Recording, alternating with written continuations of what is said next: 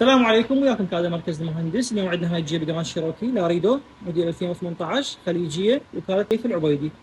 طبعا هاي السياره كان الصندوق مالتها ميكانيكي، صدر رب العالمين توفيقه حولناه الى كهربائي وشفط. مثل تلاحظون هذا الجك الجديد، وهذا الكيلون الشفط، وهاي الفيشه والضفيره الرئيسيه سلكناها طبعا، ومحميه بعازل، فيها بعازل حراري. مثل ما تلاحظون ماكو اي وجود للكيبل اللي حاطيه، كله دفن.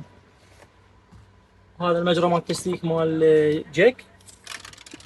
كذلك هذا الكارت، الشغل طبعا كله فيشه مقابل فيشه، ماكو اي تشطيل او قطع على الضفيره.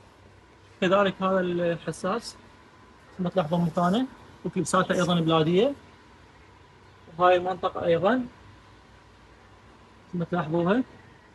وهاي مكان الدقمه. طبعا للتنويه صاحب السياره فاتح البطانه مال القماره على مود يغير لونها، يعني احنا ما نضطر الى فتح القماره او فتح اي جزء، شغلنا فقط بهاي المنطقه. نرجع لهاي القفل مالتها راح تقفل. خلي ايدي حتى اشوفكم عمل الحساس. هاي رجعت فتحت. كذلك هذا اللي يعاز مال الريموت.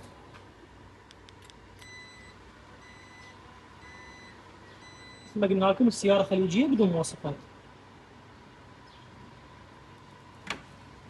هذا الشفط مالتها، نرجع نعطيها إعاز فتح. كذلك طبعا السيارة نظامها 4 سماعات فقط، ضفنا لها العفو سب ووفر مضخم صوت مال جراند شيروكي موديل 19. طبعا تثبيت على المواقع البلادية مالته والبراغي. كذلك تبدل البراكيت الداخلي مثل تلاحظون. هاي القطعة اللي بدون دقم مال بانوراما، قطعة بلادية من ضمن مواصفات السيارة. لحظة راح تنغلق الباب. هاي غلقت. كذلك نجي ندخل على العقل مال كارت اللي هو كارت الجنطة. طبعا السيارة مثل ما تلاحظون موديل 2018.